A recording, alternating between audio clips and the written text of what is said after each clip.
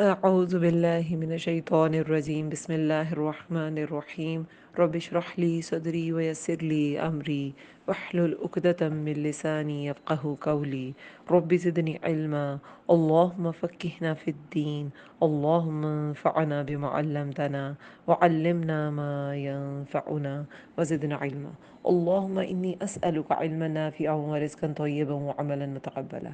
السلام عليكم ورحمة الله وبركاته. اللہ تعالیٰ سب سننے والوں کو اپنی حفظ و امان میں رکھے، صحت اور ایمان کی بہترین حالت میں رکھے، آمین یا رب العالمین۔ مسلمانوں کے مسائل جہاں جہاں وہ ہیں، اللہ تعالیٰ تمام مسائل کو حل کرے۔ اللہ تعالیٰ ہمارے شر سے سب کو بچائے اور ہماری خیر سے سب کو حصہ دے، اور لوگوں کے شر سے بھی ہمیں بچائے اور لوگوں کے خیر سے حصہ دے، آمین یا رب العالمین۔ آج کا ہمارا لیسن آیت نمبر 33 سے ہے 47 تک، سورۃ یاسین، پارہ ہے 23، ترجمہ اور تفسیر انشاءاللہ ساتھ ساتھ کریں گے۔ لاسٹ جو لیسن تھا اس میں ایک صالح انسان کا جو قصہ تھا، جو رسولوں کی مدد کے لیے آیا اور اس نے اپنی قوم کو بتایا کہ ان پر ایمان لے آؤ، یہ تم سے کسی اجر کی کوئی اجر تم سے طلب نہیں کرتے، اور اس نے ان کو ان کے رسولوں کے حق ہونے کی گواہی دی اور اپنی قوم کو دین کی طرف بلایا، حق کی طرف بلایا، لیکن انہوں نے انکار کر دیا، اس کو قتل کر دیا، لیکن اسے اللہ تعالیٰ نے جنت میں داخل کر دیا۔ اور پھر اس نے ان کے لیے بھی وہی جزا چاہی کہ کاش وہ ایمان لے آتے اور وہ بھی اسی طرح داخل کر دیے جاتے۔ اس کے بعد آخر میں جو ہم نے لاسٹ لیکچر میں آیات پڑھی تھی وہ یہی تھا کہ کیا یہ جو ہلاک قومیں ہیں، اہلکنا قبلہم من القرون کی بات تھی نا، کہ ہلاک کر دی ہم نے ان سے پہلے جو امتیں، تو اب وہ لوٹیں گی نہیں، اور جو یہ سب امتیں ہیں یا جتنے لوگ بھی اس دنیا سے چلے گئے وہ اللہ تعالیٰ کی طرف اکٹھے کیے جائیں گے، حاضر کیے جائیں گے۔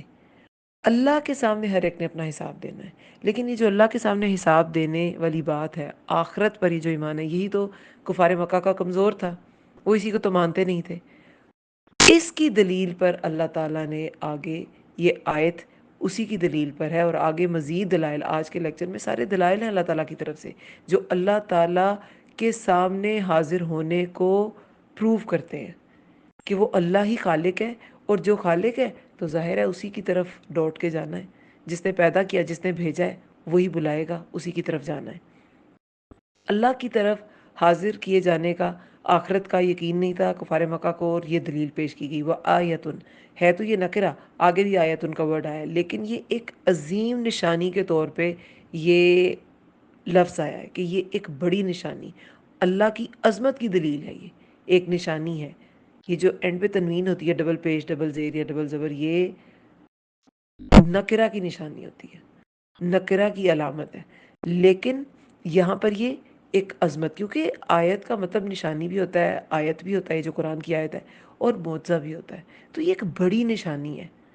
کیا نشانی ہے؟ کیا اللہ تعالیٰ نے نشانی پیش کی ہے آخرت کے حق ہونے پر؟ کیا دلیل پیش کی ہے؟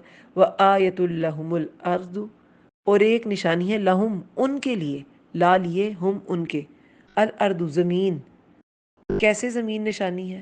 لہم الارض المیتہ، اور ایک نشانی ہے ان کے لیے زمین مردہ، کہ زمین مردہ ہوتی ہے۔ احییناہا، زندہ کیا ہم نے اسے، واخرجنا، اور نکالا ہم نے، منہا، اس سے، حبن، غلہ، دانا ہوتا ہے نا، حبہ کا ورڈ دانا ہوتا ہے، فمنہ، تو اس سے، یأکلون، وہ کھاتے ہیں۔ یہاں پر اللہ تعالیٰ نے زمین کو ایک دلیل کے طور پہ پیش کیا ہے۔ یہاں پہ زمین جو ہے وہ یہ لینڈ کے معنوں میں ہے، جس میں انسان کھیتی باڑی کرتا ہے، ایک پلانٹ کے سینس میں نہیں ہے۔ اللہ تعالیٰ نے مردہ زمین کو ایک نشانی کہا ہے، اور یہ زندہ کیسے ہوتی ہے؟ جب اس میں اللہ تعالیٰ پانی برساتا ہے بارش کے ذریعے۔ عربوں کو، اہل عرب کو، کفار مکہ کو یہ مثال دی گئی ہے، کیونکہ عرب میں جب پانی یا بارش وہ نہیں آتا تھا، بارش نہیں برستی تھی، تو وہ واضح دیکھ سکتے تھے کہ قحط سالی ہو جاتی تھی، بالکل ختم سب کچھ ہو جاتا تھا، اور کوئی پیداوار نہیں ہوتی تھی۔ اب جیسے ہم تو اس ایسے علاقے میں رہتے ہیں پاکستان میں کہ مختلف ویدرز میں مختلف جو ہے کراپس یا ڈفرینٹ جو پھل ہیں وہ اگ رہے ہوتے ہیں۔ کبھی ایسے نہیں ہوا کہ پورے ملک میں کہیں کچھ بھی اگنا رہا ہو، سردیوں میں اور طرح کے پھل ہیں، گرمیوں میں اور طرح کے ہیں، پنجاب میں اور طرح کی چیزیں زیادہ اچھی ہیں، سندھ میں اور طرح کی چیزیں، بلوچستان میں اور طرح کی چیزیں، اس میں پھل اچھے ہوتے ہیں. تو یہ سارا کچھ جو ہے انسان کو بہت ہی ڈائیورسٹی دکھاتا ہے. لیکن عربوں کے پاس جو ہے وہ اتنی زیادہ ویرائٹی نہیں تھی. دیکھیں آج کے لیکچر میں پھلوں کی بھی انہی کی بات ہوگی، اور قرآن میں زیادہ تر انہی پھلوں کی بات ہے جن سے عرب جو تھے وہ فیملیئر تھے. عرب فیملیئر تھے، جو کی بات کی جاتی ہے، عرب فیملیئر تھے. گندم ان کے ہاں امپورٹڈ فوڈ تھا، لیکن چلے گندم بھی کسی طرح پہنچ جاتی تھی، لیکن جو تو پھر وہاں اگتی تھی نا ان علاقوں میں. اور چاول نہیں ہوتے تھے، اسی چاول کا کہیں ذکر ہی نہیں ملتا. کہ یہ عرب اس کو سمجھ جائیں، انہوں نے آگے اس کو پہنچانا ہے، تو یہ سمجھیں بات کو. اور جو پھلوں کا ذکر آئے گا وہ بھی بہترین پھل ہیں، ان کی افادیت کے لحاظ سے، غذائیت کے لحاظ سے، ہر طرح سے، ذائقے کے لحاظ سے بہترین پھل ہیں.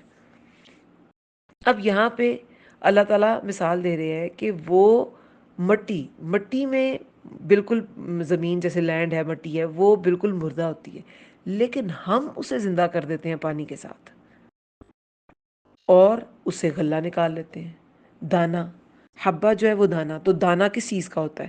کوئی بھی جو فصل والی چیز ہے نا اس میں دانا ہوتا ہے. فمنہ، تو اس سے وہ کھاتے ہیں.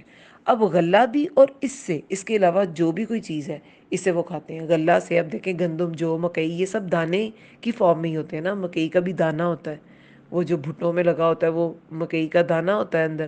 اور جو بھی دانوں کی فارم میں ہوتا ہے، جو بھی ایسی فصلیں ہیں وہ ایسے دانوں کی شکلوں میں ہوتی ہیں. گندم بھی ایسے ہوتی ہے. اور ان سے فمنہ، اور اس سے یاکلون، وہ کھاتے ہیں. اب ان سے آگے جو بائی پروڈکٹس بنتے ہیں، اس سے جو آگے فردر جو چیزیں پروسیس کی جاتی ہیں وہ بھی ہم کھاتے ہیں، اس کا بھی فائدہ اٹھاتے ہیں. صرف دانہ ایز اٹ از تو نہیں ہم یوز کرتے نا، اس کو پیس کے آٹا بھی بنتا ہے. اور گندم سے ہی آپ فائبر نکال لیں، سارا چھان نکال لیں تو وہ میدا بن جاتا ہے. اور اسی طرح جو ہے اس کا دلیا بھی بنتا ہے، گندم کا بھی دلیا بنتا ہے، اس کا آٹا بھی بنتا ہے. تو مکئی کا بھی آٹا بھی ہوتا ہے. دلیا تو نہیں، اس کی بہت سی چیزوں میں یوز ہوتا ہے. اب تو اور کتنی ساری ڈشز آ گئی ہیں جس میں مکئی یوز ہو رہی ہوتی ہے، سوپس میں آ گئی ہیں، پیزاز میں، یا جو بھی چیزیں. تو ہم اسے، اور اس میں سے ہم کھاتے بھی ہیں. تو اللہ تعالیٰ فرما رہے ہیں کہ ایک نشانی ان کے لیے ہے، مردہ زمین ان کے لیے ایک نشانی ہے کہ ہم اس میں جب بارش آتی ہے تو وہ زندہ ہو جاتی ہے، اور غلہ ہم اسے اگاتے ہیں، اور جس سے تم لوگ کھاتے ہو. سورہ یہ جو فصلت ہے، سورہ فصلت میں بھی آیت نمبر 39 میں آئی تھنک ہے کہ اور اس کی نشانیوں میں سے یہ بھی ہے کہ بے شک آپ زمین کو دبی ہوئی دیکھتے ہیں، پھر جب اس پر پانی اتارتے ہیں تو وہ تر و تازہ ہو جاتی ہے اور ابھر جاتی ہے. بے شک وہ اللہ جس نے اس کو زندہ کیا، ہر چیز کو زندہ کرنے والا ہے. بے شک وہ ہر چیز پر قدرت رکھنے والا ہے. اب یہ اللہ تعالیٰ کی قدرت ہے کہ زمین بالکل مردہ ہوتی ہے، لیکن جو ہی اب دیکھیں ہمارے یہاں بالکل مردہ زمین بالکل بنجر یا ویران تو نہیں ہو جاتی کہ بالکل قحط پڑ جاتا ہے، لیکن صرف بارشیں زیادہ ہونے سے جب برسات آتی ہے تو بالکل سوکھی ٹہنیاں اور سوکھی جو بالکل ڈالی ہے وہ بھی ہری بھری ہو جائے گی. یہ بارش میں اللہ تعالیٰ نے ایسا اثر رکھا ہے. ہلی بٹی جو دیکھیں اس کے اندر دانا جاتا ہے، دانا آپ نے بو دیا، اس دانے کے اندر کیا اللہ تعالیٰ نے کیا کریکٹرسٹکس رکھے ہیں، کیا ایسی کوالٹیز رکھی ہیں کہ وہ پورا درخت بن جاتا ہے. آپ مین میڈ کسی چیز کو اندر ڈال کے دیکھیں، دانا تو اللہ تعالیٰ کی طرف سے، اللہ تعالیٰ نے جو پھل پیدا کیا اسی کے اندر سے بیج نکلتا ہے. آپ کوئی مین میڈ کوئی چیز ہے، جیسے لیدر ہے، بنتا وہ بھی کھال سے ہی ہے، کھال بھی اللہ نے ہی بنائی ہے، لیکن پروسیس کر لیتے ہیں نا ہم، خود بناتے ہیں. یا ہم کوئی پلاسٹک سنتھیٹک ہوتا ہے، وہ بھی پلاسٹک آپ دبا دیں، ربر آپ دبا دیں، آپ شیشہ دبا دیں، جو بھی چیزیں آپ یہ دبائیں گے یہ گرو نہیں کریں گی.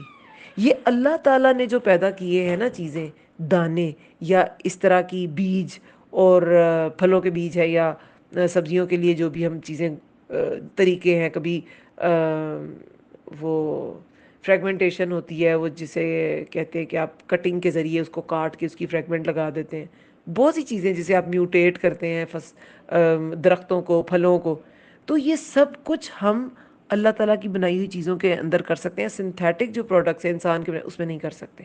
ساری نشانی ہے، سب کی سب اللہ تعالیٰ کی نشانی ہے. وجعلنا، اور بنائے ہم نے، فیہا، اس میں، جنات، باغات. جنت کیا ہوتی ہے؟ گھنا باغ، بالکل گھنا، درختوں سے بھرا ہوا. اور بنائے ہم نے اس میں باغات. اب اللہ تعالیٰ نے اس میں باغات بنائے ہیں کس کے؟ من نخیل. اب یہ جو پھلوں کا ذکر ہے یہ وہی پھل ہیں جو عرب جن سے مانوس تھے، فیملیئر تھے. من نخیل و عناب، کھجوروں کے اور انگوروں کے. اب نخل ہوتی ہے کھجور، نخیل اس کی جمع ہے، جیسے عبد کی جمع عبید جمع ہے. ٹھیک ہے. تو اللہ تعالیٰ فرماتے ہیں بنائے ہم نے اس میں باغات کھجوروں کے و اعناب اور انگوروں کے. عنب انگور. وفجرنا اور جاری کیے ہم نے فیہا اس میں من العیون چشمے. اس میں چشمے. اب اللہ تعالیٰ نے پھلوں کا بھی ذکر کر دیا کہ کھجور سے. اب نخیل کے ساتھ من آیا ہے لیکن باقی انگور کہا گیا ہے. اور بنائے ہم نے اس میں باغات کھجوروں کے اور انگوروں کے، اور جاری کیے ہم نے اس میں چشمے. کھجوروں میں سے باغات بنائے. اب کھجور جو ہے وہ بذات خود بھی ایک بہت ہی زبردست قسم کا سپر فوڈ ہے کہ اتنے سارے نیوٹرینٹس ہیں اس میں کہ اگر آپ صبح کے وقت 2-3 کھجوریں کھا لیں تو بلیو می، نہ آپ کو بھوک لگتی ہے نہ آپ کو کمزوری محسوس ہوتی ہے. اور کچھ دیر بعد آپ کے پاس کچھ نہیں کھانے کا ٹائم نہیں ہے تو آپ 3 کھجوریں کھا کے چلے جائیں، کچھ بھی نہیں ہوگا. نہ انرجی لیول لو ہوگا، نہ ہی آپ کو ایسی بھوک لگے گی کہ برداشت نہ ہو. خواتین کے لیے کھجور ایک بہت زبردست فوڈ ہے. اس میں ہر آئرن بہت زیادہ ہے. ہر طرح کا کیلشیم نہیں ہے لیکن باقی تقریباً بہت سے نیوٹرینٹس ہیں اس میں. اور مریم علیہ السلام کو ان کی جب ان کا وقت تھا ولادت کا، تو عیسیٰ علیہ السلام کی ولادت کا، تو تب اللہ تعالیٰ کا کیا حکم آیا تھا کہ اس کو ہلا لو اور اس میں سے تازہ تازہ کھجور کھاؤ. رطب کی بات آتی ہے نا تو تازہ کھجور کھاؤ تو وہ بہت اچھی ہوتی ہے ایسی خواتین کے لیے جو اس پروسیجر میں ہیں یا بعد میں بھی یا اس سے پہلے بھی. اور ہر ایک کے لیے اچھی ہے، سپر فوڈ ہے. اور اس سے پھر انسان جو جو چیزیں بناتا ہے وہ بھی بہت اچھی ہیں. آپ کھجوروں سے کیا کیا بناتے ہیں؟ حلوے بنا لیتے ہیں. لبیز بہت اچھی چیز ہے. اب ہمارے یہاں سمر زیادہ ہوتا ہے تو کھجور ایسے طبیعت پہ اگر گرم محسوس ہوتی ہے کیونکہ ڈینس کیلورک ہے تو وہ طبیعت کو ایسا لگے گا گرمی لگ رہی ہے کیونکہ کیلریز زیادہ ہوتی ہیں. تو آپ پانی میں بھگو دیں رات کو اور صبح جو ہے اس کو پانی سمیت پئیں. وہ پانی بھی بہت اچھا ہوتا ہے، وہ لبیز ہوتا ہے. لیکن اگلی رات سے پہلے پینا ہوتا ہے کیونکہ اس طرح پھر وہ اس میں نشہ پیدا ہو جاتا ہے. کیونکہ کھجوروں سے جو تب اس زمانے میں شراب بھی بنتی تھی، انگوروں سے بھی بنتی تھی، تو اس کو طریقے بھی ایسے یوز کرنے ہیں کہ وہ واقعی افادیت والے ہی ہوں. تو بنائے ہم نے اس میں کھجوروں کے، انگوروں کے باغات، اور جاری کیے ہم نے اس میں چشمے. اب چشموں کے بغیر کسی بھی طرح کا باغ یا فصل سیراب نہیں ہو سکتی، اس لیے اللہ تعالیٰ نے چشموں کا بھی ذکر کر دیا. فجر کیا ہوتا ہے؟ پانی بہانا بڑے پیمانے پہ. فجرنا جاری کر دیا ہم نے، پھوٹ جانا کسی چیز کا کہ وہ بس بہہ نکلے، کہ شہر کا شہر ہی سیراب ہو جائے. اس طرح بڑے پیمانے پہ کسی مطلب پانی کا بہنا، اس کو فجر کہتے ہیں. چشموں کا پانی، یہاں چشموں کی بات ہے، دریاؤں سمندروں کی بات، باہر کی بات نہیں ہے. کیونکہ چشموں کا پانی بہترین پانی ہوتا ہے اور بہت صاف شفاف ہوتا ہے.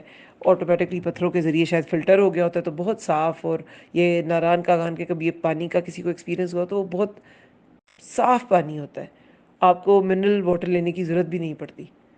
تو بنائے ہم نے اس میں باغات کھجوروں کے، انگوروں کے، اور جاری کی ہم نے اس میں چشمے. لیا کلو تاکہ وہ کھائیں، من ثمرہ اس کے پھل سے. وما حالانکہ نہیں، عاملت ہو بنایا اسے، ایدیہم ان کے ہاتھوں نے. افلا کیا پھر نہیں، یشکرون وہ شکر ادا کرتے. اب یہ پھل بھی بذات خود ایک بہت فائدہ مند چیزیں ہیں. انگور لگا لیں، انگوروں کی بھی ٹائپس ہیں. وہ جو چھوٹے گرین انگور ہوتے ہیں تو وہ اس کی اپنا ذائقہ ہے کہ اس میں بالکل بیج نہیں ہوتا. اور جو پرپل ہوتے ہیں اس میں بیج ہوتے ہیں لیکن اس کا اپنا ذائقہ ہے اور اس کی افادیت بھی بہت زیادہ ہے. اس میں آئرن بہت زیادہ ہوتا ہے. ہارٹ پیشنٹس کے لیے بہت اچھا ہوتا ہے وہ جو پرپل کلر کا انگور ہے. کیوں؟ کیونکہ اینٹی آکسیڈنٹس بہت ہوتے ہیں تو فیٹس کو آکسیڈائز نہیں ہونے دیتے. مطلب کہ ہر چیز اللہ تعالیٰ نے اپنی بہترین نعمتوں کا اس میں ذکر کیا ہے. اور پھر یہ بھی کہا ہے کہ ہم نے باغات بنائے کھجوروں اور انگوروں کے چشمے جاری کیے تاکہ وہ کھائیں اس کے پھل سے۔ اب اس کے پھل سے کھائیں اور پھل سے جو جتنے بائی پروڈکٹس بنیں گے وہ بھی کھائیں، صرف پھل نہ کھائیں۔ جیسے کہ کھجور کے جو اس کا جو پھل ہے، اس کے علاوہ اس کے پتوں کے اپنے فائدے ہیں، اس درخت کے تنے کے اپنے فائدے ہیں، اور یہ جو اس کی گٹھلی ہے اس کا کچھ کہتے ہیں کہ طب میں نہیں، وہ ضعیف روایات ہیں، نہیں اس کو کرنا چاہیے یوز، اور کچھ کہتے ہیں نہیں اچھی ہوتی ہے اس کی گٹھلی، دل کے لیے اچھی ہوتی ہے، واللہ عالم۔ لیکن بہرحال، اور عناب جو ہے انگور، وہ چھوٹے گرین والے جو ہوتے ہیں، ٹائپس ہیں ان کی، گرین والے بھی، پرپل بھی، جو بھی ہے۔ تو اب اس سے کیا کیا بنتا ہے؟ کیونکہ اب آیا نا یاکلوا من ثمرہ، تاکہ وہ کھائیں اس کے پھل سے، حالانکہ نہیں بنا ہے، وہ آگے میں اس کو ایکسپلین کرتی ہوں۔ اب اس کے مزید اور بہت کچھ بن سکتا ہے۔ ویسے بھی دیکھیں، جتنی بھی چیزیں اللہ تعالیٰ نے پیدا کی ہیں، یہاں پہ کھجور انگور کی بات ہے، لیکن ویسے بھی جتنے بھی پھل ہیں تاکہ وہ کھائیں اس کے پھل سے، باغات اللہ نے پیدا کیے تاکہ وہ اس کے پھلوں سے کھائیں، ان پھلوں کی بہت سی دوسرے پروڈکٹس بنتے ہیں۔ آپ آج کل اب سمر ہے، مینگوز ہیں، تو اس کا کیا کیا بنتا ہے؟ اس کو ایز اٹ از بھی کھایا جاتا ہے، اس کی میٹھے اتنی طرح کے بنتے ہیں، جیلیز بنتی ہیں، اس کے کسٹرڈز بن رہے ہوتے ہیں، اور اس کے کریم کے کمبینیشن کے ساتھ چیزیں بن رہی ہوتی ہیں، آئس کریمز بن رہی ہوتی ہیں، اور شربت بن رہے ہوتے ہیں، اور مربے، پتہ نہیں کیا کیا بن رہا ہوتا ہے۔ یہ ایک پھل کی بات بتا رہی ہوں، تو سبھی کا ایسے ہے۔ اس کے جوس آپ پی سکتے ہیں، اس کے بائی پروڈکٹس اتنے زیادہ ہوتے ہیں۔ تو اللہ تعالیٰ نے یہ سب کچھ بنایا کہ اس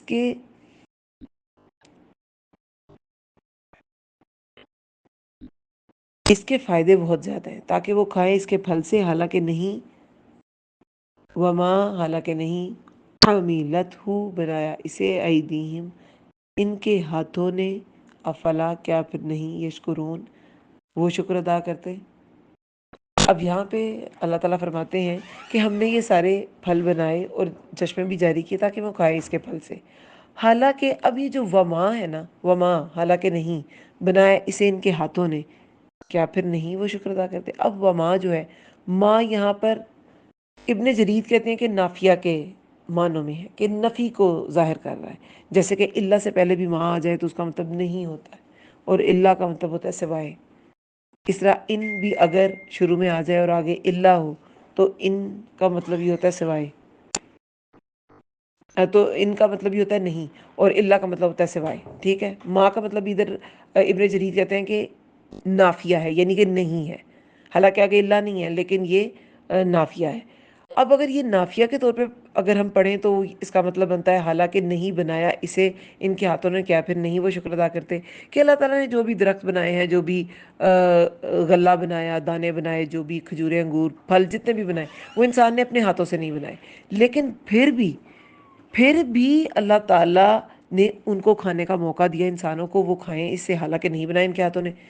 افلا یشکرون، کیا پھر نہیں وہ شکر ادا کرتے؟ کہ شکر ادا کرنا لازم ہے، جب آپ کسی نعمت کا فائدہ اٹھاتے ہیں تو اسے پھر شکر ادا کریں۔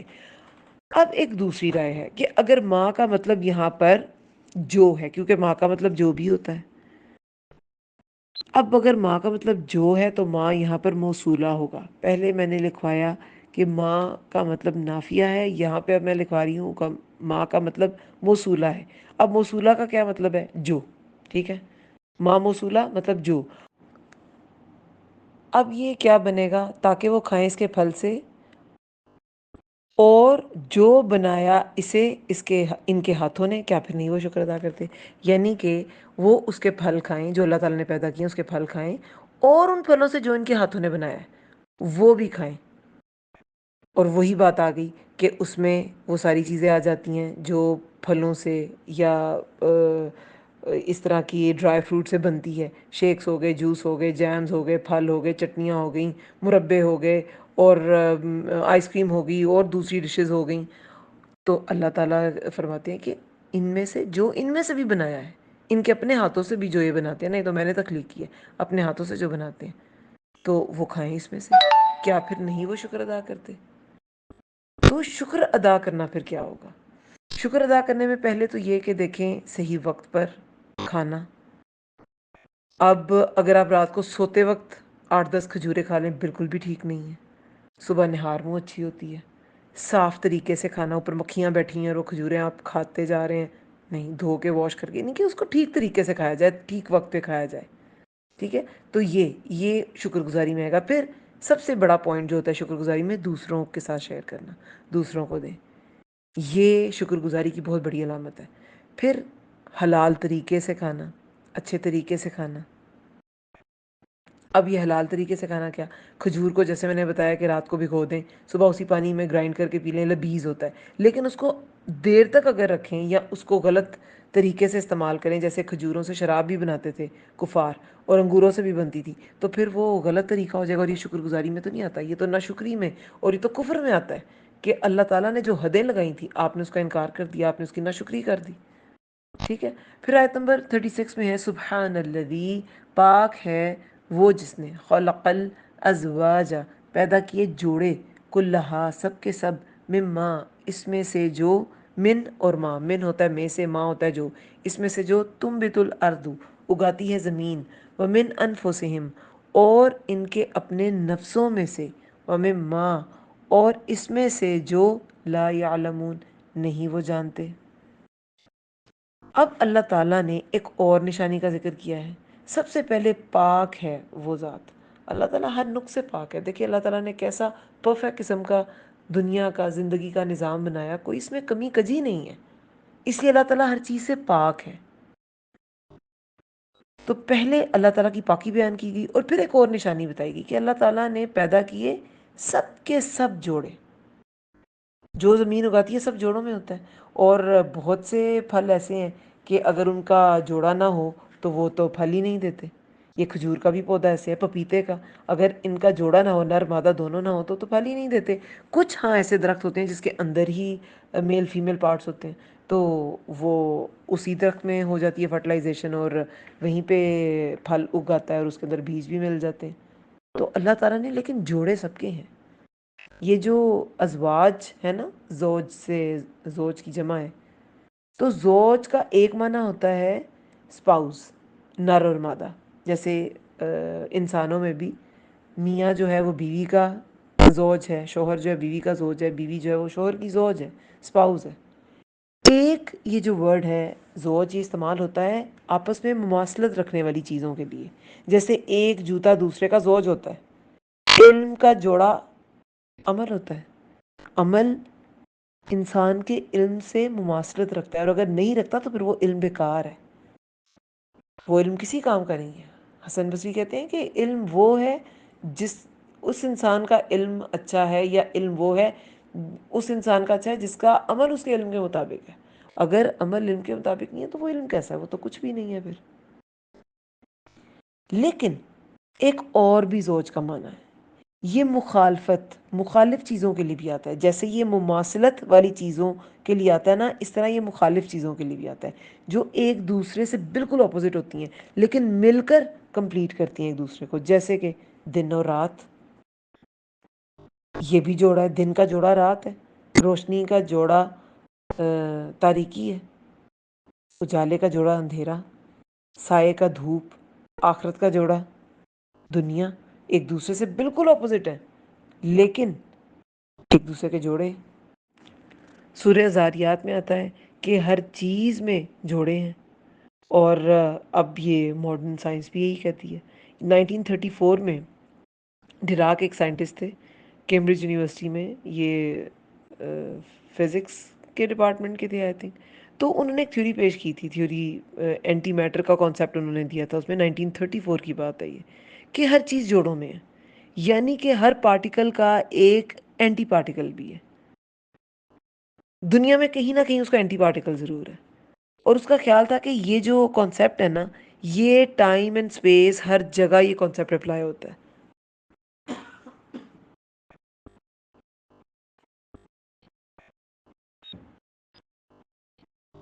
تو ہر چیز اللہ تعالیٰ نے جوڑے میں پیدا کی ہے، اور اس سے پھر انسان فائدہ اٹھاتا ہے.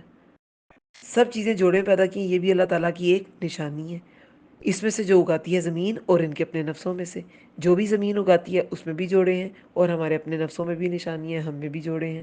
ظاہر ہے کہ انسانوں میں بھی نر اور مادہ رکھے گئے، اور بہت سی نشانی ہیں۔ اس کے علاوہ یہ جو پچھلی آیت میں سمر کی بات کی گئی تھی کہ تاکہ وہ کھائیں اس کے پھل سے، تو سمر کا جو معنی ہے وہ صرف پھل کا نہیں آتا، اس کے لیے تو عربی میں ایک ورڈ ہے فاقیہ۔ اس کا معنی ہوتا ہے آؤٹ کم کا، آؤٹ کم، کوئی کسی چیز کا رزلٹ، کسی چیز کا کانسیکوینس، یہ ہوتے ہیں سمر۔ تو بہت سے ثمرات، پھلوں کے بھی ثمرات ہوتے ہیں، پھلوں کے بھی، اس محنت کے بھی بہت سے ریزلٹس ہوتے ہیں، تو اپنے ان ریزلٹس میں سے وہ کھاتے بھی تھے تاکہ وہ کھائیں اس کے پھل سے، جو محنت کی ہے انہوں نے اس کے پھل سے کھائیں۔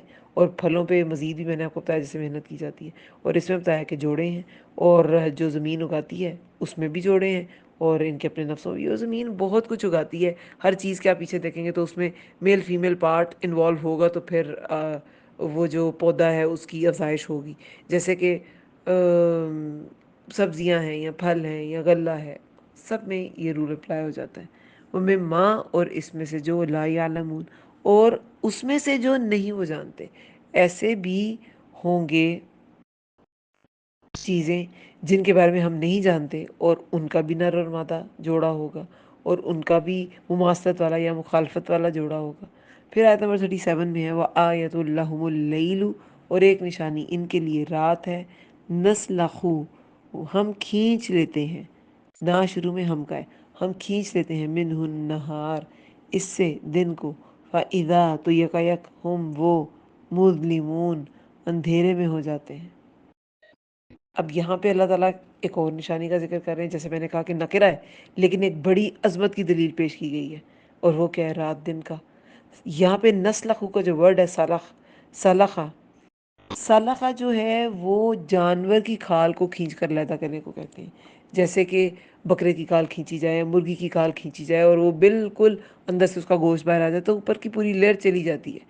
تو اسی طرح اللہ تعالیٰ فرماتے ہیں کہ ایک نشانی، ایسے لوگوں کے لیے ایک نشانی پیش کی ہے جو آخرت کا یقین نہیں رکھتے، رات اور دن میں ہے، کہ رات کو ہم کھینچ لیتے ہیں اس سے دن کو ہم کھینچ لیتے ہیں، اور بالکل سب کچھ اندھیرا ہو جاتا ہے۔ فَإِذَا، تو یکایک، ہم وہ، مظلمون، اندھیرے میں ہو جاتے ہیں۔ یہ رات دن کا آنا جانا چھوٹی نشانی نہیں ہے، بہت بڑی نشانی ہے۔ اگر رات ہی رات رہتی تو دن کے کام کیسے ہوتے؟ جب اب تو لائٹ ہے، لیکن پچھلی صدیوں میں جب لائٹ نہیں تھی تو کیسے کام ہوتے اگر رات ہی رات رہتی؟ اور اگر دن ہی دن ہوتا تو لوگوں کو اسکن ڈیزیزز ہو جاتے، لوگوں کی نیندوں کے پرابلم، انسومنیا ہو جاتا، کیونکہ جب تک سن پوری طرح چلا نہیں جاتا تو آپ سو نہیں سی طرح سکتے، آپ کو ریسٹ نہیں ملتا، آپ کی باڈی ٹھیک طرح ریپیئر نہیں ہوتی۔ تو اس میں نشانی ہے، بہت سی نشانی ہے۔ ایک نشانی ان کے لیے رات ہے، ہم کھینچ لیتے ہیں اس سے دن کو، تو یکایک وہ اندھیرے میں ہو جاتے ہیں، تو پھر وہاں اندھیرا ہو جاتا ہے۔ والشمس، اور سورج، تجری، وہ چل رہا ہے، لمستقر لہا، مستقر کیا ہوتا ہے؟ ٹھکانہ۔ ایک معنی اس کا دیکھیں، ٹھکانہ تو ہم شروع سے پڑھتے ہیں نا، قرار، قوف را اور اس کا روٹ ورڈ ہے، قرار کی جگہ، یعنی کہ رہنے کی جگہ، ٹھہرنے کی جگہ۔ ایک معنی اس کا مدار بھی ہوتا ہے، یعنی کہ جہاں تک وہ اس کا قرار ہے نا، اب وہ ایک آربٹ میں قرار ہے تو پھر وہ آربٹ ہی مستقر ہے۔ تو ایک معنی مستقر کا آربٹ بھی ہوتا ہے، کہ سورج ایک مدار میں اگر چلتا رہتا ہے یا ارتھ چل رہی ہے مدار میں، تو وہ اس کا ٹھکانہ ہے، اس کا مستقر ہے، اس کے ٹھہرنے کی جگہ ہے۔ وہ شمس، اور سورج، تجری، وہ چل رہا ہے، لمستقر لہا، ٹھکانے کے لیے اپنے، ذالک، یہ تقدیر العزیز العلیم، یہ اندازہ ہے بہت زبردست کا، خوب علم والے کا۔ اب سورج جو ہے وہ ایک تو اس کی ایک ٹھہرنے کی جگہ ہے، ظاہر ہے مشرق سے نکلتا ہے مغرب میں غروب ہو جاتا ہے، اور ایک ایک اس کا ایک آربٹ بھی ہے۔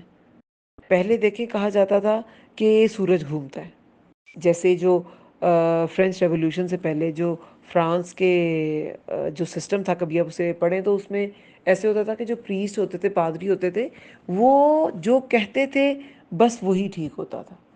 وہ سب سے اعلیٰ ان کی جو سوشل ان کی ڈویژن تھی نا، جو سوسائٹی کی ان کی ڈویژنس تھی، اس میں جو اعلیٰ درجے کے سٹیزنز تھے وہ پریسٹ ہوتے تھے، اس کے بعد کنگز ہوتے تھے، اور ان کا کام ہوتا تھا کنگز کے مطابق لوگوں کو رکھنا، جو کنگز کو پسند ہوتا تھا اسی کے مطابق وہ فتوے دے دیتے تھے، اسی کے مطابق سب کچھ کرتے تھے. تو تب وہ کہتے تھے سورج جو ہے نا، کرسچن پریسٹ ہوتے تھے، وہ کہتے تھے سورج جو ہے نا وہ مشرق سے نکلتا ہے اور مغرب میں ڈوب جاتا ہے. تو پھر جس سائنٹسٹ نے یہ کہا تھا، گلیلیو نے آئی تھنک کہا تھا کہ نہیں یہ نہیں ڈوبتا، یہ ارتھ گھومتی ہے، تو اس کو قید کرا دیا گیا تھا کہ اس کو عمر بھر اندر ہی رکھے. اور گلیلیو نے پہلا ٹیلیسکوپ جو ہے وہ گلیلیو گلیلی نے ہی بنایا تھا. تو پہلے کہا جاتا تھا سورج گھوم رہا ہے، پھر کہا جانے لگا ارتھ گھوم رہی ہے. ہم نے بھی بچپن میں اپنی سائنس کی بکس میں یہی پڑھا ہے. لیکن اب کیا ہے، دونوں گھوم رہے ہیں. سورج کا اپنا آربٹ ہے کیونکہ وہ بھی سٹار ہے، سورج بھی سٹار ہے، اس کا اپنا آربٹ ہے. اور سٹار کے پھر کچھ پھر سب سٹارز ہیں. اب جیسے جو پلانٹس وغیرہ ہیں جو سورج کے ارد گرد گھومتے ہیں تو وہ اس کے پلانٹس ہیں. ہر گلیکسی کے اپنے سولر سسٹمز ہیں، ہر سولر سسٹم کے اپنے پلانٹس ہیں، اپنا سٹار ہے، اپنا مون ہے. تو یہ سارا کچھ کیا بتاتا ہے کہ سورج چل رہا ہے لمستقر لہا، ٹھکانے کے لیے اپنے، یعنی کہ ٹھہرنے کی اس کی جگہ بھی اپنے مدار پہ بھی چل رہا ہے. اور تیسرا معنی ہوتا ہے مستقر، وہ جگہ جہاں سفر ختم ہوتا ہے، قرار پانے کی جگہ، بس اب یہاں پہ سفر ختم ہو گیا. تو سورج اپنے ٹھکانے کے لیے چل رہا ہے، جب ٹھکانا آتا ہے ہاں اور غروب ہو جاتا ہے. یہ ذالک، یہ تقدیر العزیز العلیم، اندازہ ہے بہت زبردست خوب علم والے کا. اب یہ کیسے کہ سورج چلتے چلتے یا زمین چلتے چلتے یہ اپنے اپنے مداروں میں رہتے ہیں. ہاں وہ فزکس نے لاز جو ہے وہ ڈسکور کر لی ہے کہ یہ گریوٹی ہوتی ہے سورج کی، کیونکہ سورج ان سب سے بہت بڑی باڈی ہے تو اس کی ایک گریوٹی ہے ہر پلانٹ پہ.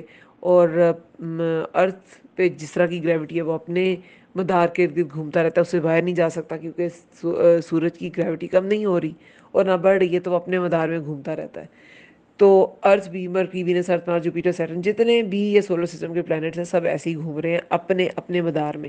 تو ان کے ٹھہرنے کی جگہ بھی ہے. اب احادیث میں بہت سی روایات ہمیں ملتی ہیں سورج کے بارے میں کہ ابو ذر کہتے ہیں کہ میں غروب آفتاب کے وقت مسجد میں پہنچا تو یہ ابو ذر ہی روایت کرتے ہیں کہ مجھ سے نبی صلی اللہ علیہ وسلم نے پوچھا جانتے ہو سورج کہاں جاتا ہے؟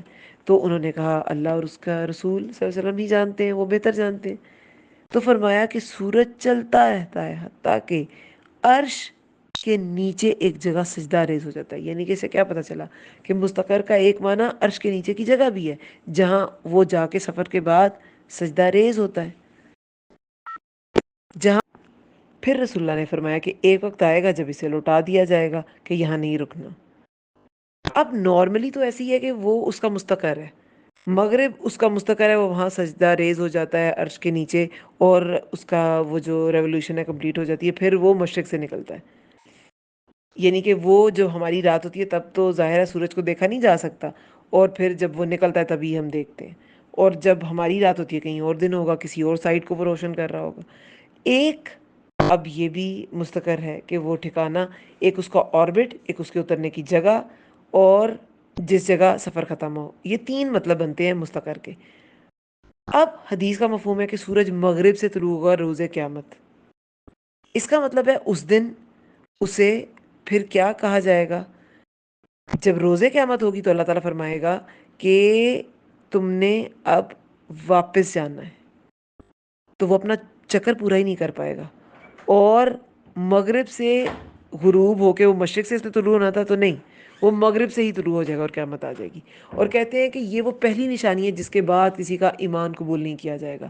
ویسے تو بہت سی نشانی ہیں، دعوت الارض بھی ایسی نشانی ہے کہ اس کے بعد بھی توبہ قبول نہیں کی جائے گی، لیکن اس سے پہلے سورج مغرب سے طلوع ہو چکا ہوگا اور اس کے بعد کسی کی توبہ، کسی کا ایمان قبول نہیں کیا جائے گا. تو یہ ایک نشانی ہے، ایک بہت بڑی نشانی ہے کہ سورج جو ہے وہ اپنے ٹھکانے کے لیے چل رہا ہے اور کوئی اسے روک نہیں سکتا، کوئی ایکسٹرنل فورس نہیں روک سکتی. ہاں بڑے میٹیورز ٹوٹ رہے ہوتے ہیں، کومیٹس بن رہے ہوتے ہیں، اسٹیرائڈز آ رہے ہوتے ہیں، لیکن کوئی نہیں ٹکراتا، کوئی اس کا جو پاتھ ہے چینج نہیں کرتا، کوئی زمین کا پاتھ چینج نہیں کرتا. جب تک اللہ نہیں چاہے گا نہیں ہوگا. ذالک یہ اندازہ ہے، یہ اللہ تعالیٰ کے اندازے ہیں. کس نے اس کو اتنا اتنا اندازاً اتنا زبردست قسم کی اس میں گریوٹی ڈالی ہے سورج میں کہ بس اتنی گریوٹی ہو کہ ارتھ اس کے قریب آئے تو جھلس نہ جائے، اس کا پانی سارا سوکھ نہ جائے، اور دور جائے تو پانی فریز نہ ہو جائے. لائف کے لیے جو موضوع ہیں وہ اللہ تعالیٰ کے اندازے ہیں، یہ کسی انسان کے اندازے نہیں ہو سکتے. ہم لوگ تو یہ چیزیں ڈسکور کر کے بہت زیادہ اس کو ہائی لائٹ کرتے ہیں، ان لوگوں کو بڑا ہائی لائٹ کرتے ہیں، ان لوگوں کو بڑا اپریشیٹ کرتے ہیں. لیکن جس ہستی نے اس کو تخلیق کیا ہے، لاس کو جو ڈسکور کرتے ہیں اس کا ہم بہت چرچا کرتے ہیں، لیکن ان لاس کو جس نے بنایا، اللہ تعالیٰ نے جن کو ان لاس کو کی بنیاد رکھی، اللہ تعالیٰ نے تخلیق کی ہے یہ سارے سسٹم، اس رب کو ہم سوچتے نہیں. جو لوگ ان سب چیزوں کو ڈسکور کرتے ہیں، گریوٹی نیوٹن کو سمجھ آیا، اچھا گریوٹی ایک چیز ہے. اللہ نے تو شروع سے ہی رکھی ہوئی تھی، آدم علیہ السلام کے زمانے سے ہی رکھی ہوئی تھی گریوٹی. سمجھ نیوٹن کو بہت دیر بعد آئی. تو نیوٹن کا ذکر بہت ہے، نیوٹن کی بکس بھی پڑھیں گے لوگ، اس کے لاز بھی پڑھیں گے، اللہ کے لاز کوئی نہیں پڑھتا. تو یہ انسان کی کیسی ناشکری ہے. اس لیے تو اللہ نے پہلے کوشچن کر لیا فلا یشکرون، کیا پھر نہیں وہ شکر ادا کرتے. تو اللہ تعالیٰ بتا رہی ہیں جو سورج کی منزلیں ہیں یہ نشانی ہے، اس میں بھی یہ اندازہ ہے. ذالک التقدیر العزیز العلیم، یہ اندازہ ہے بہت زبردست کا، خوب علم والے کا. پھر 39 آیت میں ہے والقمر. اب کتنی نشانیاں، زندہ، یہ جو زمین کو زندہ کیا جاتا ہے پانی کے ذریعے، مردہ زمین ایک نشانی ہے. پھر اس میں جو پھل اگتے ہیں وہ نشانی ہے. پھر ان پھلوں سے جو ہم مزید چیزیں بناتے ہیں وہ ایک نشانی ہے. پھر اس میں جو نر مادہ ہے یا اس میں مماثلت یا مخالفت کی وجہ سے جڑے وہ نشانی ہے. دن اور رات نشانی ہے، سورج نشانی ہے. اب نشانی بتائیے قمر والقمر، اور چاند قدر نہ ہو مقرر کی ہم نے اس کی منازلہ منزلیں، حتیٰ یہاں تک کہ آدھا وہ دوبارہ ہو جاتا ہے. آدھا آدھا کرنا، دوبارہ کوئی چیز کرنا، جیسے اللہ تعالیٰ ہی آدھا کرے گا. پڑھا ہے نا ہم نے بہت بار، اللہ تعالیٰ نے پہلی بار پیدا کیا ہے تو وہ آدھا بھی کر سکتا ہے، وہ دوبارہ بھی کر سکتا ہے. تو دوبارہ ہو جاتا ہے، آدھا دوبارہ ہو جاتا ہے، یہاں تک کہ وہ دوبارہ ہو جاتا ہے کل کل عرجون القدیم، کھجور کی سوکھی شاخ کی طرح جو پرانی ہے.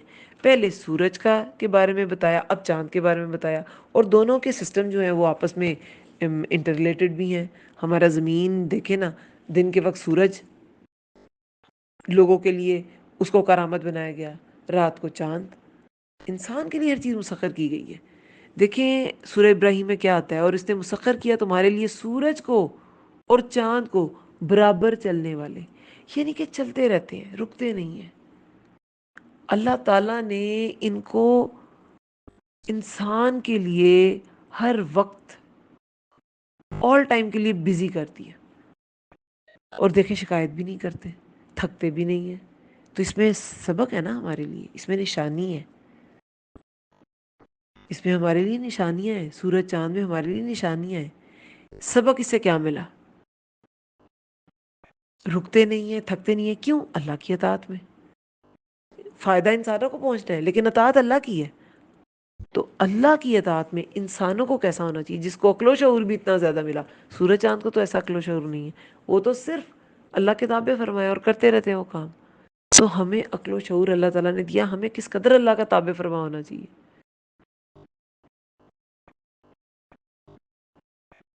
پھر اللہ تعالیٰ کی نشانیاں ہیں، اور کیسی اللہ تعالیٰ نے فورس جنریٹ کر رکھی ہے کہ وہ ہل کر نہیں دیتے، اپنے اپنے آربٹس میں رہتے ہیں. ٹھیک ہے. اچھا، ایک اور نشانی اس میں یہ بھی ہے کہ اپنے مدار میں چلتے رہتے ہیں، کسی کے مدار میں نہیں جاتے، اگر جائیں تو تباہی ہو جائیں گے، ہے نا. اس میں ہمارے لیے نشانی ہے ہم کتنا اپنے کام سے کام رکھتے ہیں اور دوسرے کی پرسنل سپیس میں انٹر نہیں ہوتے. ایک گھر میں رہتے ہوئے اگر آپ کے کوئی ساتھ دوسرے کپلز رہ رہے ہیں، جیسے کہ دیورانی جٹھانی ہوتی ہیں، کبھی کسی کی سپیس میں انٹر نہ ہو. کوئی ان میرڈ دیور نند ہے، ان کی سپیس میں انٹر نہ ہو. ساس سسر کی پرسنل سپیس میں انٹر نہ ہو. اور ویسے بھی اگر کوئی ان میرڈ بچے ہیں تو وہ بھی کسی کی پرسنل سپیس میں انٹر نہ ہو. ان سے میں یہی پتہ چلتا ہے اللہ تعالیٰ نے کیسی زبردست نشانیاں بنا کے دی ہیں نا. انسان کو غور و فکر کرنے کی ضرورت ہے. دیکھیں یہ بھی جب میں سورج اور چاند کے پڑھ رہی تھی تو میرے بچے کا ہسٹری کا ٹاپک کل میں پڑھا رہی تھی، تو جو سومیرینز تھے، سب سے پرانی سویلائزیشن انہیں کہا جاتا ہے نا، سومیرینز یا میزوپوٹیمینز. تو یوفریٹس اور ٹگرس ریور کے درمیان میں یہ تھی، دو ریورز کے درمیان کی جگہ تھی. آج کا علاقہ جو ہے وہ عراق بنتا ہے، وہ یوفریٹ ریور اور ٹگرس ریور، تو اس کے درمیان کا علاقہ تھا. ادھر پانی کی سپلائی تھی، تو ادھر یہ سویلائزیشن جو ہے گرو کی، کیونکہ تب کوئی پائپ لائنس تو نہیں ہوتی تھی نا، پانی کے قریب ہی سویلائزیشن جو ہے وہ گرو کرتی تھی. جیسے Indus valley civilisation Indus river کے پاس تھی، اور جو چائنیز سویلائزیشن تھی وہ یلو سی کے پاس تھی. یہ جو سومیرینز تھے یہ ٹگرس اور یوفریٹس ریور کے درمیان میں تھے. تو ان کی ایک بہت بڑی اکمپلشمنٹ مانی جاتی ہے، انہوں نے کیلنڈر بنایا، اور جو ان کا لونر ایئر تھا، یعنی کہ ان کا جو قمری سال تھا، وہ 11 دن کم تھا ان کے سولر ایئر سے، ان کے شمسی سال سے. تو ہر 3 سال بعد انہوں نے ایک لیپ منتھ بنایا، ہر 3 سال بعد ایک لیپ. دیکھیں نا، 11 11 3 سالوں میں وہ 30 دن ہو جائیں گے، تو ایک لیپ منتھ اندر انہوں نے انٹروڈیوس کرا دیا. تو وہ جو قمری سال ہے وہ شمسی سال کے برابر ہو جائے گا، قمری سال کے اندر ڈالیں گے تو وہ شمسی کے برابر ہو جائے گا.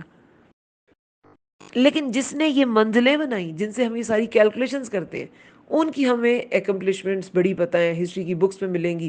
انہوں نے کیلنڈر بنایا تھا، انہوں نے یہ کیا تھا. لیکن اللہ تعالیٰ نے جس نے یہ منزلیں بنائی، یہ سارے اندازے رکھے، اس کے بارے میں کوئی نہیں سوچتا. اللہ تعالیٰ کی اللہ تعالیٰ کی معرفت کوئی نہیں حاصل کرتا، اللہ تعالیٰ کو کوئی نہیں پہچانتا انہی دلائل سے. لیکن لوگوں کو ہم پہچان جاتے ہیں انہی دلائل سے. وہ صرف ڈسکور کرتے ہیں اللہ تعالیٰ نے تو ان کو تخلیق کیا ہے. تو شکر گزاری تو یہی ہے کہ جس نے بنایا اس کو یاد کیا جائے. ڈسکور کرنے والے کی پہچان ہو اور خالق کی انسان کو پہچان ہی نہ ہو، تو یہ کیا ہے؟ یہ ناشکری ہے. سورہ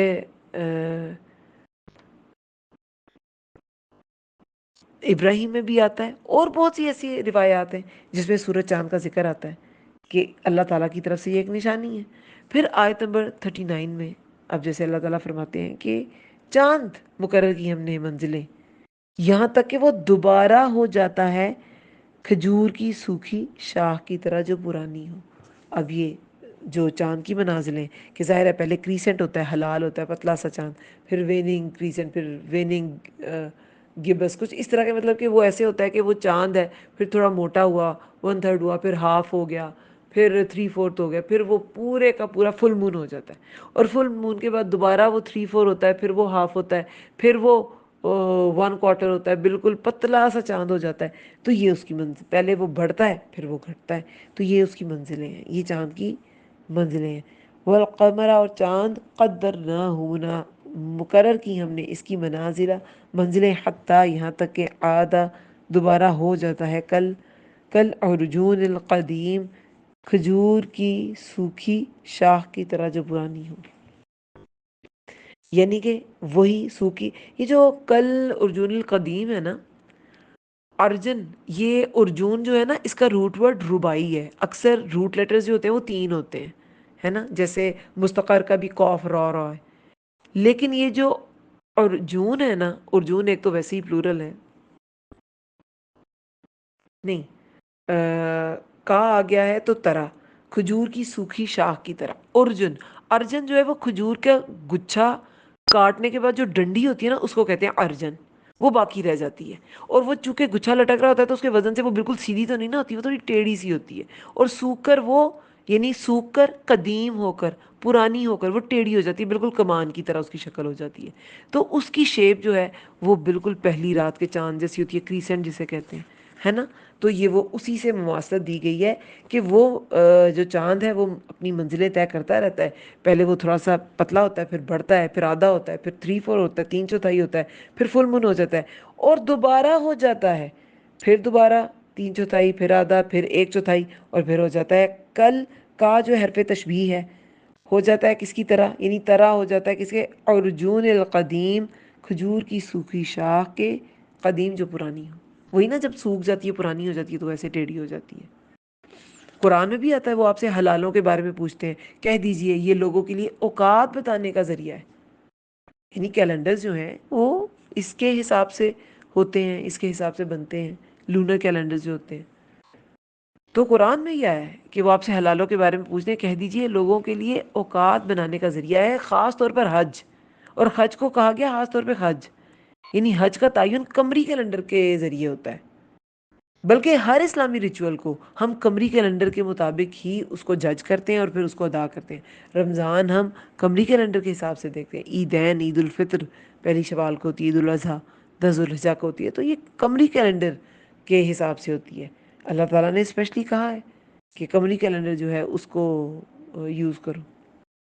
تو بہرحال پھر آیت نمبر 40 میں ہے لش شمس، نہ سورج، ینبغی لائق ہے، لہا اس کے لیے، کہ تدرکل قمرا وہ جا پکڑے چاند کو، ولا اور نہ اللیل رات، سابق النہار اور نہ رات سبقت لے جانے والی ہے دن سے، وکل اور سب کے سب، فی فلک یسبحون، فلک ہوتا ہے مدار، ٹھیک ہے، سب کے سب ایک مدار میں، یسبحون وہ تیر رہے ہیں۔ اب یہ فلک کیا ہے؟ فلک جو ہے نا اس کا لفظ گول نہیں بلکہ بیضوی شکل کے لیے آتا ہے، بیضوی شکل کے لیے ہوتا دائرہ ہی ہے، فلک دائرہ ہی ہوتا ہے لیکن بیضوی شکل کا ہوتا ہے۔ تو یہاں پہ اللہ تعالیٰ فرماتے ہیں کہ نہ سورج چاند، دونوں اکٹھے نہیں ہو سکتے نا، کیونکہ سورج غروب ہوتا ہے تو ہمیں چاند نظر آنا شروع ہوتا ہے، تو نہ سورج لائق ہے کہ وہ چاند کو جا پکڑے، اور نہ سورج سبقت لے جانے والا ہے چاند سے، وہ چاند کو پکڑ نہیں سکتا، سب اپنے اپنے مدار میں تیر رہے ہیں۔ یسبحون، سبح کیا ہوتا ہے؟ سبح تیرنا، دیکھیں پانی میں تیرنے کو بھی سبح کہتے ہیں، اور ہوا میں تیزی سے گزرنے کو سبح ہی کہتے ہیں، یعنی کہ ہوا میں تیزی سے گزرنا کیا ہوتا ہے؟ اڑنا، اڑنے کو بھی سبح اور تیرنے کو بھی سبح کہا جاتا ہے۔ تو وہ اتنے سموتھ ہیں، کہہ سکتے ہیں بالکل تیر رہے ہیں، سویم کر رہے ہیں، ہوا میں ہے نا، تو اس لیے تیرنا وہاں اس کے لیے بھی آ جائے گا کہ وہ بالکل ایسے سے ہوا میں ہے اور تیر رہے ہیں، بالکل سموتھ ان کی موومنٹ ہے،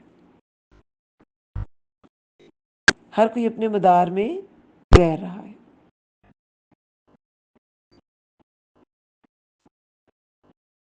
اب آیت نمبر 41 میں ہے وہ آیتن، اور ایک نشانی، لہم ان کے لیے، انا بے شک ہم، حملنا سوار کیا ہم نے، ذریتہم ان کی اولاد کو، فی الفلک المشحون کشتی میں،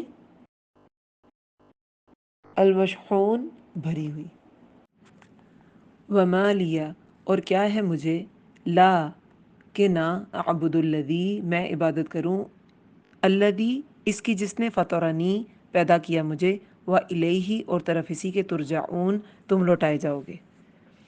اب پہلے تو وہ جو تیسرا شخص آیا اس نے یہی کہا کہ تم ان رسولوں کی پیروی کرو، یہ اس میں وہ دونوں جو بیسک نشانیاں وہ اس نے بیان کی کہ یہ سچا رسول ہے، ایک تو یہ کسی اجر کا سوال نہیں کرتا، اور دوسرا یہ خود ہدایت یافتہ ہیں، یہ جو رسول ہیں جو تمہیں دعوت دے رہے ہیں دین کی طرف، اللہ تعالیٰ کی طرف، توحید کی طرف۔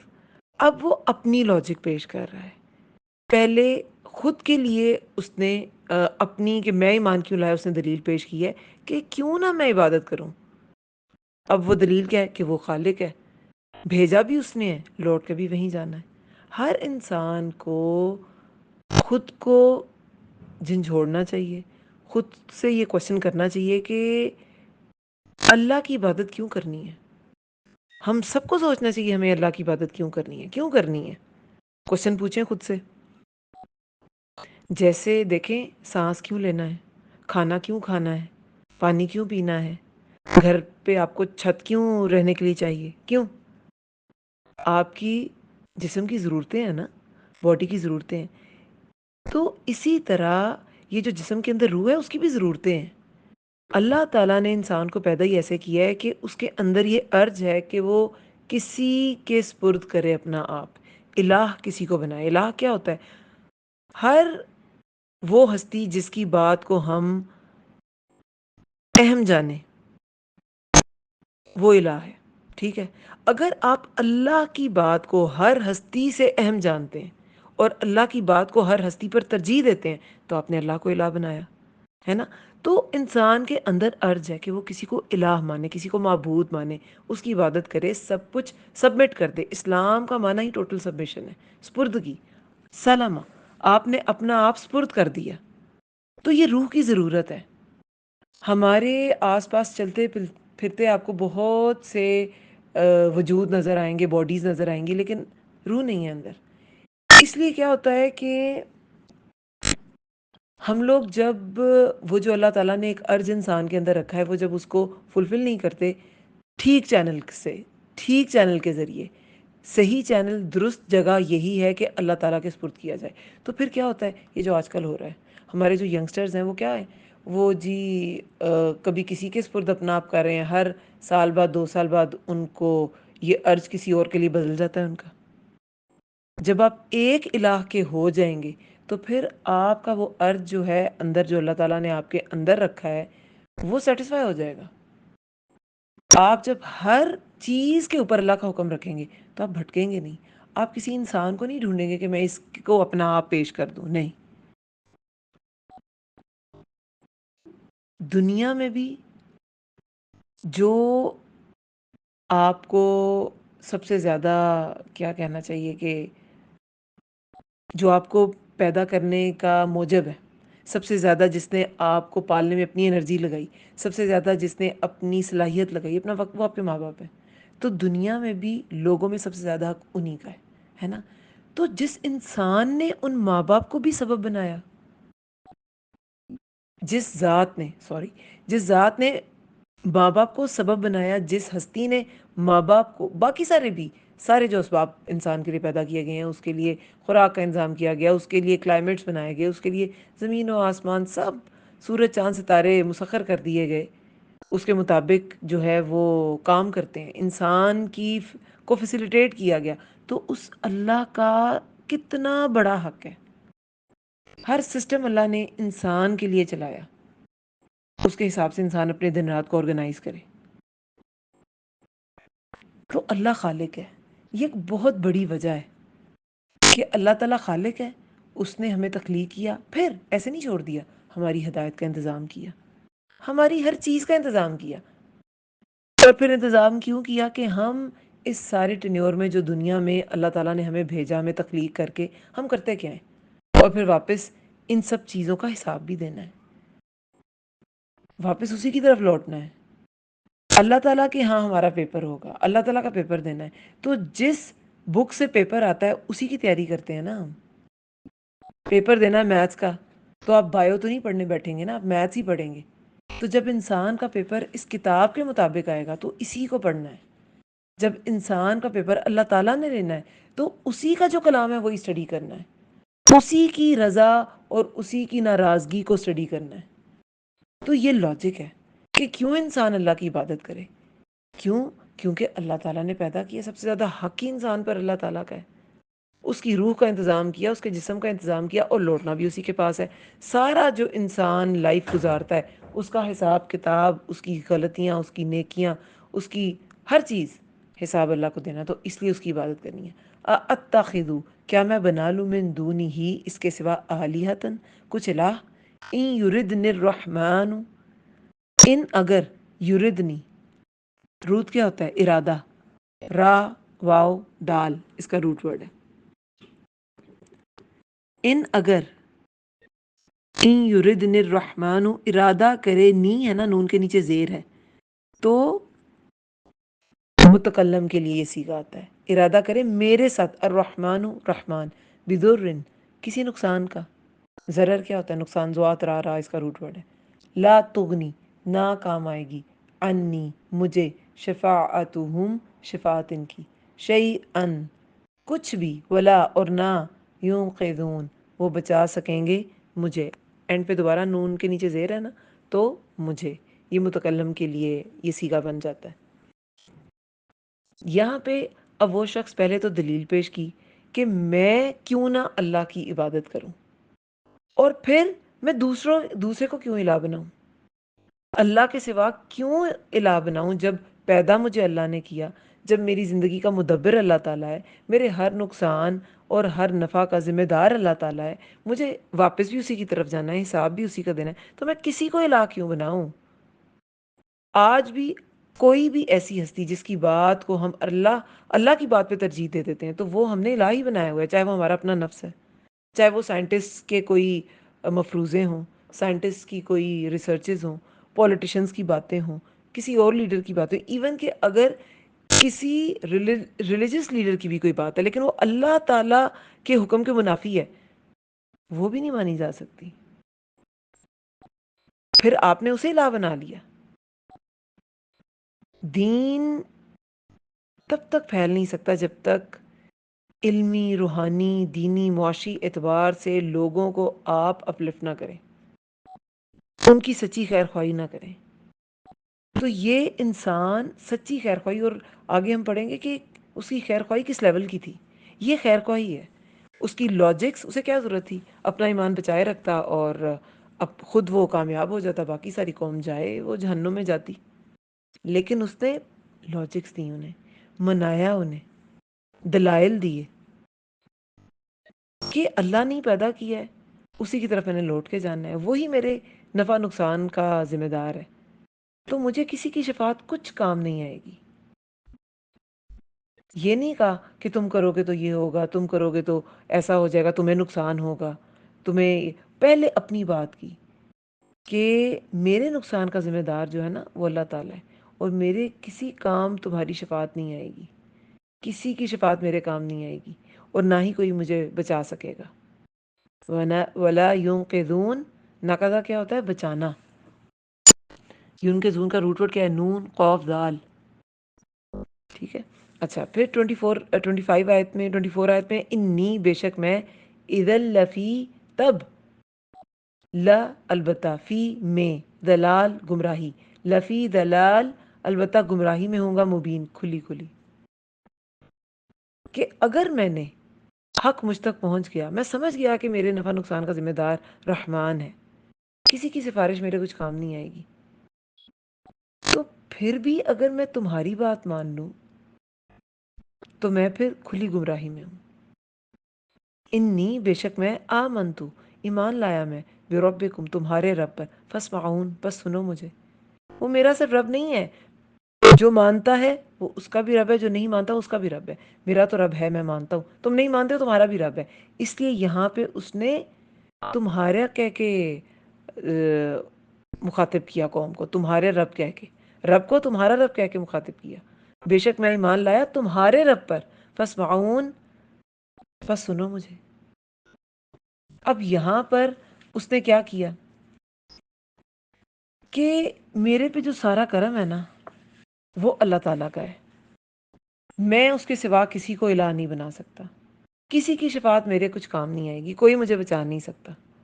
اور پھر اینڈ پہ ڈرانے کے لیے آپ ہمیشہ اگر یہ کہیں کہ اگر میں نے ایسے کیا تو اللہ مجھے پکڑ لے گا، مجھے عذاب پکڑ لے گا، تو دوسرا شخص جو ہے نا، جو سن رہا ہے، وہ اتنا ڈرتا نہیں ہے۔ جب آپ اسے ڈرائے نا، تم نے ہی کیا تو تمہیں اللہ پکڑ لے گا، تم پر عذاب آ جائے گا، تو یہ ایک طریقہ ہے۔ اس میں انشاءاللہ ہم اینڈ پہ اس واقعے کے اب تھوڑا سا دیکھیں گے کہ کیا کیا ہمیں ایک دائی کے لیے اسباق نکلتے ہیں، ویسے بھی اس واقعے میں بہت سے اسباق ہیں، تو یہ بھی ایک سبق ہے۔ یہ ڈراوے کا ایک بہترین طریقہ ہے کہ انسان سامنے والے کو مخاطب کرے، جب غلطیاں بتانی ہیں تو اپنی بھی بتائے کہ ہاں میرے میں غلطی ہیں، اگر میں نے یہ نہ کیا تو یہ ہو جائے گا، لیکن جب آپ نے کسی کو خبردار کرنا ہے اور ڈرانا ہے تو پھر آپ نے کیا کرنا ہے؟ تو پھر آپ نے کہنا ہے تم یہ نہیں کرو گے تو عذاب آ جائے گا۔ کوئی شخص بھی یہ نہیں کرے گا یا کوئی اللہ کی نافرمانی کا کام کرے گا تو اس پہ عذاب آ جائے گا، اللہ تعالیٰ کی رضا کا کام جو فرض کیے گئے وہ نہیں کرے گا تو عذاب آ جائے گا۔ تو یہی اس نے کہا کہ بے شک میں ایمان لایا تمہارے رب پر، پس سنو مجھے، تو مجھے سنو۔